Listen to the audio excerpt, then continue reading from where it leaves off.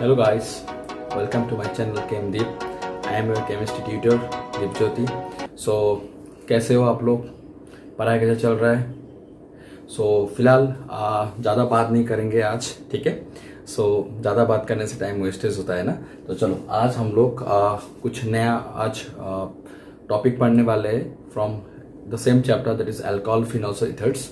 तो आज हम लोग कुछ देखने जा रहे हैं कुछ preparation of phenols. Okay, so basically we have 4 major steps, you can say, the 4 major preparations we have to see for the preparation of phenols. Okay, so let us check one by one how we can prepare phenols, right? First step to prepare phenol, that is from haloarenes, right? So from haloarenes means आप ले लो chlorobenzene ले लो, ठीक है? So chlorobenzene on treatment with 6 to 8% of NaOH, ठीक है, at around 623 kelvin, ठीक है. या आप हीट दे सकते हो, यहाँ पे हीट का सिंबल आप यूज कर सकते हो. अगर आपको ये टेम्परेचर का वैल्यू याद नहीं है तो you can use the symbol heat, right? So chlorobenzene on treatment with this particular reagent, that is 6 to 8% NaOH at 623 kelvin, और simply you can give the simple heat. तो बेसिकली यहाँ पे क्या बन जाएगा, यहाँ से आपको क्या बन जाएगा, यहाँ से आपका सोडियम फिनॉक्साइड बन जाएंगे, ठीक है, O नेगेटिव Na पॉजिटिव, ठीक है ना. और ये जो सोडियम फिनॉक्साइड बनाना, ये this sodium phenoxide is very very unstable. So on in presence of dilute sulphuric acid और simply in presence of any mineral acids, right, and little bit of heat, it will give you a phenol, okay, an aromatic compound, right? So basically it is a one step preparation, you can say. Yeah, you can simply say that it is a two step preparation because we are adding 2 reagents in a 2 step. So you can write in a 1 step also, okay. Simply if you want to write in a 1 step only, you can give easily, because chlorobenzene on treatment with 6% NaOH at this particular temperature and followed by acetic hydrolysis. Okay, so वहां पे आपको directly phenol देखने को मिल जाएंगे, ठीक है, but it is a 2 step preparation. So यहाँ पे इस प्रोसेस का नाम है डाउ प्रोसेस, ठीक है. आप लोग ने शायद ये प्रोसेस को पढ़ा है in halo alkanes and halo arenes. मैंने पढ़ा भी है, तुम लोग को पढ़ा भी दिया था, तो आप जाके देख सकते हो आगे के वीडियो में, मेरा चेकआउट कर सकते हो. तो उस केस में इस प्रोसेस का नाम है, जिससे क्लोरोबेंजीन से जो फिनॉल बन रहा है ना, बेसिकली यहाँ पे इस प्रोसेस का नाम है डाउ प्रोसेस. ओके, तो डाउस प्रोसेस में आपका क्या मिलता है, फिनॉल मिलता है, राइट. तो बेसिकली आप सिर्फ रिएजेंट याद रखो, आपका हो जाएगा. आप do not go to the deep in this particular reaction mechanism. Okay, so next आपका जो आएगा, next step preparation to prepare phenols is from benzene sulphonic acid, right. So basically we all know that if you see the electrophilic substitution reaction, so simply this particular benzene can be sulfonated. Okay, so this benzene on treatment with the oleum, that is H2S2O7, that is the oxoacid of sulfur. Okay, so oxoacid of sulfur, that is oleum, which is prepared by adding sulfuric acid and in presence of sulfur trioxide gas. Okay, so this particular oleum आप लिख सकते हो यहाँ पे, so oleum, ठीक है. So benzene on treatment with the oleum, okay, it gives you benzene sulfonic acid. It gives you benzene sulfonic acid, okay, SO3H, okay, as an electrophile. So this will be replaced on place of 1 hydrogen on this benzene ring. So this is SO3H. This, when it is attached to the benzene ring, it's known as benzene sulfonic acid. And this benzene sulfonic acid, if you undergo treatment with the NaOH, okay, if you undergo treatment with the NaOH, ठीक है, that is sodium hydroxide solution, and it's followed by hydrolysis, that is acidic hydrolysis, H positive, ठीक है. तो अगर आप benzene sulphonic acid को treatment करते हो with the fused NaOH solution and followed by acidic hydrolysis, it will directly gives you what? It will directly gives you phenol, ठीक है ना. तो आपको यहाँ पे कोई भी क्वेश्चन आपको यहाँ से देखो, जब आप लोग क्वेश्चन सॉल्व करोगे ना, उस केस में आपको कन्वर्शन में ये जरूरत पड़ेगा, क्योंकि आपको हर एक का स्टेप देखो, यहाँ पे दोनों स्टेप आपको करना चाहिए था अलग अलग से.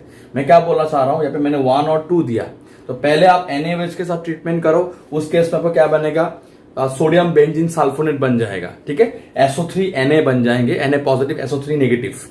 तो आप मैंने क्या किया, उस स्टेप को मैंने अलग अलग से नहीं किया। मैंने क्या किया, क्योंकि बेंजीन जो सोडियम बेंजीन सल्फोनिक एसिड बनेगा उसको मैं अगर एसिडिक हाइड्रोलाइसिस करता हूं तो उस केस में मेरा फिनॉल ही बन जाएंगे। तो पहले आप NaOH के साथ रिएक्शन कराओ, इसके बाद नेक्स्ट स्टेप पे आप क्या करो, आप एसिडिक हाइड्रोलाइसिस कराओ, मतलब H पॉजिटिव के साथ रिएक्शन कराओ। जैसे H2SO4 हो सकता है, हाइड्रोक्लोरिक एसिड हो सकता है, ठीक है ना, जो H पॉजिटिव रिलीज करता है। सो बेसिकली वहां से आपको क्या मिल जाएगा, फिनॉल देखने को मिल जाएंगे, ठीक है। So from benzene sulphonic acid you can easily produce a phenol, okay, only with the presence of oleum, NaOH and acidic hydrolysis, right?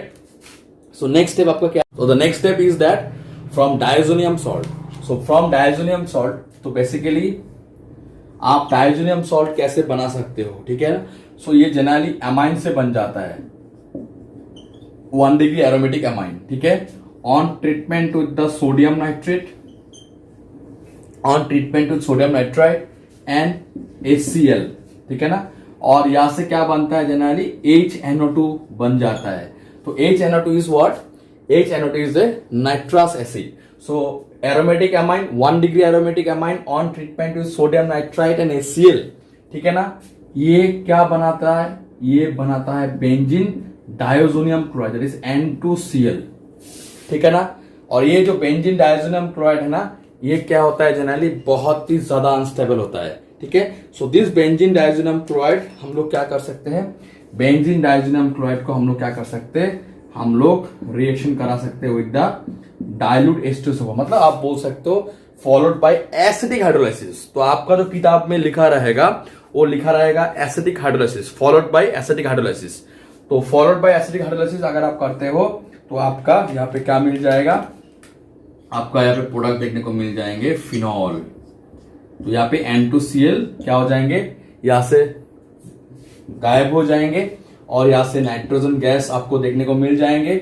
और यहाँ पे क्या मिलेगा आपको, और आपको यहाँ पे हाइड्रोक्लोरिक एसिड देखने को मिल जाएंगे, मतलब एज ए बाई प्रोडक्ट। तो phenol is your main product with the evolution of nitrogen gas that is coming from the N2 and hydrochloric acid, ठीक है ना। तो ये होता है एक step of preparation of phenols. आपको क्या याद रखना है, just you have to remember the reagents only, okay.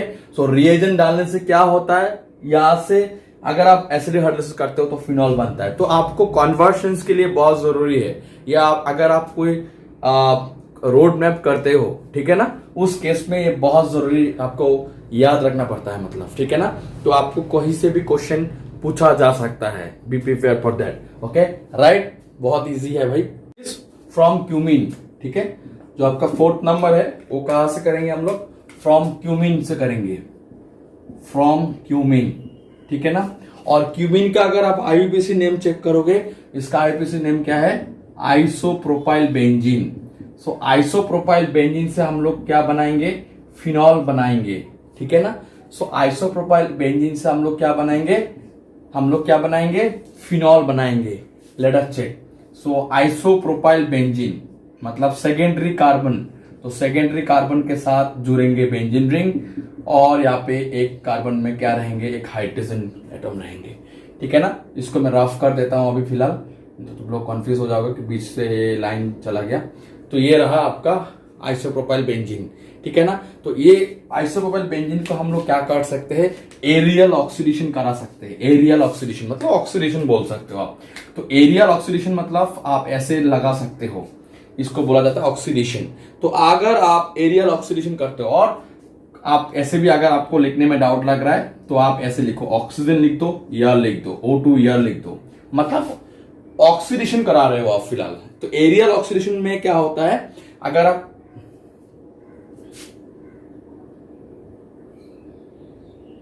Basically आप cumene in presence of aerial oxidation, ठीक है ना। तो अगर आप एरियल ऑक्सीडेशन करते हो फॉलोड बाय एसिडिक हाइड्रोलाइसिस, अगर आप करते हो, in this case you will get a phenol. Again in this case you are getting phenol. तो मैं एक स्टेप में मैं तुम लोग को दिखा रहा हूं, ठीक है ना।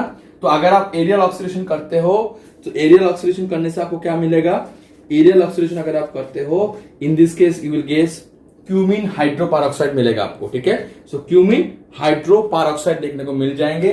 अगर आप उस केस में एसिडिक हाइड्रोलिसिस करते हो तो आपको क्या मिल जाएंगे, फिनॉल देखने को मिल जाएंगे, राइट। तो बेसिकली मैं यहाँ पे एक ही स्टेप में ये प्रिपरेशन दिखा रहा हूं तुम लोगों को। सो आप सिंपली याद रखो, oxidation that is O2 air in presence of followed by acidic hydrolysis, that is from isopropyl benzene, it will give you directly phenol, right? So ये था प्रिपरेशन ऑफ फिनॉल्स हम लोगों का, जो हम लोग ने देखा चारों स्टेप्स। तो चारों स्टेप्स में हम लोग ने क्या क्या देखा, एक तो देखा हम लोग ने ये जो वाला फ्रॉम आइसोप्रोपाइल बेंजीन, देन हम लोग ने देखा from benzene sulphonic acid, then हम लोग ने क्या देखा, और दो स्टेप्स हम लोग ने दो स्टेप और क्या देखा, फ्रॉम डायजोनियम सॉल्ट, और क्या देखा हम लोग ने फ्रॉम हेलोएरिन्स दैट इज क्लोरोबेंजीन, ठीक है, दिस कॉल्ड डाउस प्रोसेस। तो बेसिकली आपको ये चारों स्टेप्स प्रिपरेशन ऑफ फिनॉल्स आपको याद रखना है। आपको एग्जाम में डायरेक्टली ये तो पूछा नहीं जाएगा कि what is the right the preparation of phenols, आपको ऐसा क्वेश्चन बहुत रेयर पूछा जाता है, बट कन्वर्शंस में आपको ये बहुत काम आने वाला है। अगर आप नहीं जानते हो तो मुश्किल है किंतु, ठीक है ना। सो ये था प्रिपरेशन ऑफ फिनॉल्स, ठीक है ना। तो फिलहाल आज के लिए इतना ही रहेगा तुम लोग के लिए, आज के लिए वीडियो इतना तक ही रहेगा, ठीक है ना। जो अपकमिंग वीडियोस होंगे वो आपको इस चैप्टर से रिलेटेड अभी और मिलेंगे, ठीक है ना। आपको और वीडियोस मिलते जाएंगे, ठीक है ना, on the coming days, okay. आप लोग पढ़ाई करते रहो और एकदम पॉजिटिव रहना है, अच्छा रिजल्ट करना है भाई। और इस बार जैसा हो गया कि सब कैंसिल हो गया, अगर फिलहाल अभी सिचुएशन ठीक रहा तो नेक्स्ट ईयर एग्जाम होगा भाई, उसको लेके चलो। अगर ऐसा सोच रहे हो कि नेक्स्ट ईयर भी कोरोना हो सकता है तो मैं अभी लूज ही रखता हूँ क्योंकि पास तो हो ही जाऊंगा, ऐसा नहीं सोचना है भाई, क्योंकि आपको लाइफ में ये 12th का पढ़ाई आपको बहुत काम आने वाला है। अगर आप फिलहाल बाद में जाके आप अगर कोई भी साइंस सब्जेक्ट लेके पढ़ते हो, या अगर आप इंजीनियरिंग करते हो, या अगर मेडिकल करते हो, तो 12th का जो भी सब्जेक्ट नॉलेज है आपने जो अर्न किया या गेन किया वो बहुत काम आने वाला है भाई, ठीक है ना। तो आपको टाइम वेस्ट नहीं करना है। आप जो भी पढ़ाई कर रहे हो, जहाँ से ही पढ़ाई कर रहे हो, आप पूरा मेहनत लगाओ और ध्यान रखो आपका। और फिलहाल घर का जो भी है आप उसका भी ख्याल रखो, छोटा भाई बहन जो भी है ख्याल रखो, मम्मी पापा का ध्यान रखो, और पढ़ाई करते रहो एकदम फुल टू एनर्जी, ठीक है। So thank you so much, keep watching my channel and please support my channel also, thank you.